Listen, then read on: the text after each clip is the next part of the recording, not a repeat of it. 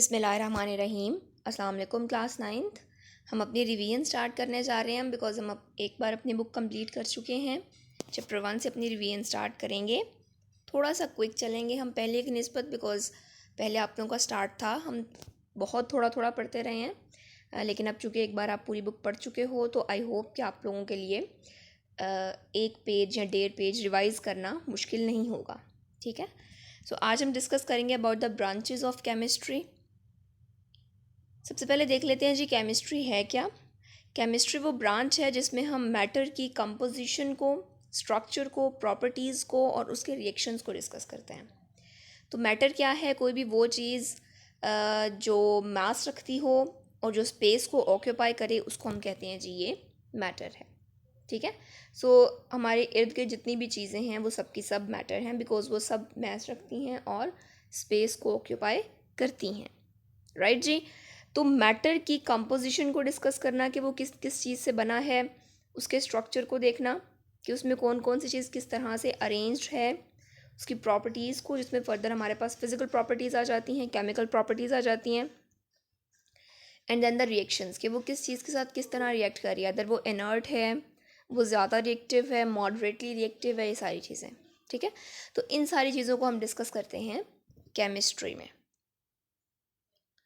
Merits दिए हुए हैं जी आपकी बुक पे। केमिस्ट्री के किसके फ़ायदे क्या हैं, इसको हम डिफरेंट तरह की प्रोडक्ट्स बनाने में इस्तेमाल कर रहे हैं।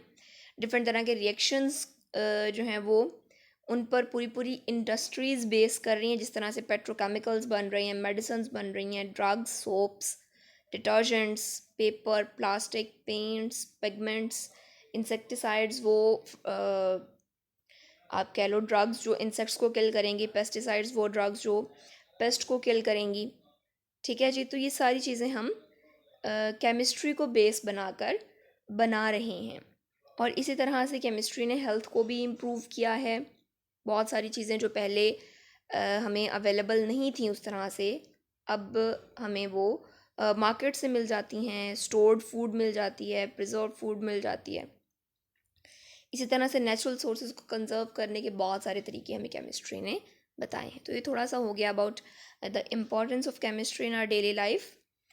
डिमेरिट्स अगर हम बात करें तो इसमें ये है कि केमिस्ट्री की वजह से बहुत सारी इंडस्ट्रीज़ ने बहुत टॉक्सिक केमिकल्स और वेस्ट बनाना भी शुरू कर दिए हैं।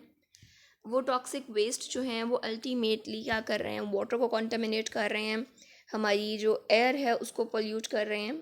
तो उसके नुकसानात भी हैं, लेकिन इन नुकसानात को भी हैंडल किया जा सकता है डिफरेंट तरीक़ों से। जिस तरह से अगर फॉसल फ्यूल्स बर्न होने की वजह से डिफरेंट हार्मफुल गैसेस बन रही हैं तो उसके लिए हम कैटालिटिक कन्वर्टर्स यूज़ करते हैं। ठीक है। तो उनको भी टैकल करने के तरीके निकल आए हैं। राइट। लेकिन डीमेरिट्स भी हैं कि बहुत सारे वेस्ट है जिनको हम नहीं टैकल कर सकते अल्टीमेटली, या SOPs फॉलो नहीं हो रहे, प्रॉपर जो स्टैंडर्ड ऑपरेटिंग प्रोसीजर्स हैं उनके मुताबिक काम नहीं किया जा रहा है इंडस्ट्रीज़ में, जिसकी वजह से वेस्ट जो हैं वो हवा में जा रहे हैं, या वेस्ट जो है वो अल्टीमेटली पानी में जा रहा है। पानी में जाएगा तो इक्वेटिक लाइफ को इफेक्ट करेगा, हवा में होगा तो हर किस्म की लाइफ को इफेक्ट करेगा, because humans have to respire, plants ने रिस्पायर करना है, तो सारी चीज़ों को इफेक्ट करेंगे अगर एयर पोल्यूटेड है तो। ब्रांचेस की बात कर लेते हैं। सबसे पहले हम डिस्कस करेंगे about the physical chemistry, then organic chemistry जिसमें हम देखेंगे about carbon and hydrogen, inorganic chemistry every element in periodic table, the study of every element in periodic table other than carbon and hydrogen, यानी carbon और hydrogen के अलावा जितने भी elements की जो स्टडी है उसको हम इनऑर्गेनिक में डिस्कस करेंगे। बायोकेमिस्ट्री जिसमें हम केमिस्ट्री को डिस्कस करेंगे in living organisms, in living things. Then हमारे पास इन्वायरमेंटल केमिस्ट्री आ जाएगी जिसमें हम इन्वायरमेंट को डिस्कस करेंगे और देखेंगे कि ह्यूमन एक्टिविटीज़ ने किस तरह से इन्वायरमेंट को इफ़ेक्ट किया है और किस तरह से हम अपने इन्वायरमेंट को बेहतर बना सकते हैं। देन इंडस्ट्रियल केमिस्ट्री, किस किस तरह के केमिकल्स बन रहे हैं इंडस्ट्री में, उन सारी चीज़ों को। Then we will deal with the nuclear chemistry जिसमें हम न्यूक्लियस की रेडियो एक्टिविटी को और रेडियो केमिकल रिएक्शंस को, इन सारी चीज़ों को देखेंगे। Then ultimately we will discuss about the analytical chemistry, that is about the techniques, that is about the separation techniques, etc. That is about the analysis of our sample. ठीक है जी। तो इन सारी ब्रांचेस को आज हम डिस्कस करने जा रहे हैं. So let's start with physical chemistry. So physical chemistry क्या है जी? That deals with the relationship between the composition and the physical properties of matter. यानी मैटर किस चीज़ से बना हुआ है और वो जिस चीज़ से बना हुआ है वो उसकी प्रॉपर्टीज़ को किस तरह से इफेक्ट कर रहे हैं. इन चीज़ों के दरमियान में हम रिलेशन देखते हैं और किस तरह से अगर हम कंपोजिशन चेंज करेंगे तो उसकी वजह से उसकी प्रॉपर्टीज़ फ़र्क हो जाएंगी. ठीक है. अगर हम इसके स्कोप की बात करें तो इसमें हमारे पास आता है जी about the structure of atom, यानी एटम का स्ट्रक्चर किस तरह का है, मॉलिक्यूल किस तरह से बनेंगे, गैसेस, लिक्विड्स और सॉलिड्स का बिहेवियर किस तरह का है, और इसके अलावा टेम्परेचर या रेडिएशन मैटर को किस तरह से इफ़ेक्ट कर रहे हैं. जिस तरह से टेम्परेचर का इफेक्ट है ह्यूमन बींग्स पे, प्लांट्स पे, इस तरह से रेडिएशंस का इफेक्ट है, वो म्यूटेशन कॉज कर रही हैं. Some radiations are cancer causing, mutants हैं वो. ठीक है. तो इन सारी चीज़ों को हम डिस्कस करते हैं इन फिजिकल केमिस्ट्री. ठीक है जी. देन हमारे पास organic chemistry, where well known to it that it deals with the study of the compounds of carbon and hydrogen and their derivatives. Derivatives का मतलब ये है कि वो कंपाउंड्स जो हाइड्रोकार्बन से डिराइव हुए होंगे. ठीक है. बिकॉज हमें पता है कि ऑर्गेनिक केमिस्ट्री जो है उसके जितने भी कंपाउंड्स हैं वो हाइड्रोकार्बन से डिराइव हुए हैं, इसीलिए हाइड्रोकार्बन्स को हम पेरेंट ऑर्गेनिक कंपाउंड्स कहते हैं. सो ऑर्गेनिक केमिस्ट्री को अगर हम ओवरऑल डिफाइन करें तो इसमें हाइड्रोकार्बन्स आ जाएंगे और उनके डेरिवेटिव्स आ जाएंगे. याद रखिएगा, कार्बन और हाइड्रोजन और उसके डेरिवेटिव्स. सो इसके अच्छा, ऑर्गेनिक कंपाउंड्स जो हैं वो नेचुरली भी हैं और सिंथेसाइज भी कर सकते हैं लैब में हम. ठीक है. पहले ऐसा समझा जाता था कि ऑर्गेनिक कंपाउंड्स जो हैं वो सिर्फ और सिर्फ नेचुरली सिंथेसाइज मतलब नेचुरली बन सकते हैं, खुद से आर्टिफिशियली या लैब में इनको प्रिपेयर नहीं किया जा सकता. लेकिन बाद में जो थ्योरी थी ये रिजेक्ट हो गई थी और बहुत सारे कंपाउंड्स जो हैं, ऑर्गेनिक कंपाउंड्स जो हैं वो लैब में प्रिपेयर होना शुरू हो गए थे. आज भी बहुत सारे ऑर्गेनिक कंपाउंड जो हैं वो आर्टिफिशियली सिंथेसाइज हो रहे हैं. स्कोप बड़ा इंपॉर्टेंट है ऑर्गेनिक केमिस्ट्री का. Deals with petroleum, petrochemicals and pharmaceutical industries. Petroleum is organic in nature containing carbon and hydrogen, oxygen, और इसके हम फ्रिक्शनल डिस्टिलेशन से और जो है वो डिस्ट्रक्टिव डिस्टिलेशन से डिफरेंट इसके फ्रिक्शंस ऑब्टेन करते हैं, जिसमें पेट्रोल है, गैसोलिन है, वो सारी चीज़ें आ जाती हैं. इस तरह से फार्मास्यूटिकल इंडस्ट्री में to prepare medicines, to prepare drugs, बड़ा इंपॉर्टेंट रोल है ऑर्गेनिक केमिस्ट्री का. नेक्स्ट हम देखते हैं जी इनऑर्गेनिक केमिस्ट्री. इनऑर्गेनिक केमिस्ट्री की अगर हम डेफिनेशन की बात करें तो it deals with all the elements of the periodic table other than carbon and hydrogen. ठीक है जी. कार्बन और हाइड्रोजन के अलावा जितने भी कंपाउंड्स हैं उनकी स्टडी को हम इनऑर्गेनिक केमिस्ट्री में डिस्कस करते हैं. इसका भी स्कोप इम्पॉर्टेंट है.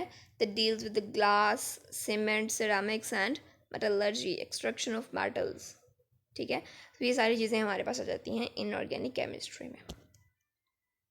Next is biochemistry. जिस तरह से नाम इंडिकेट कर रहा है, बायो एंड केमिस्ट्री.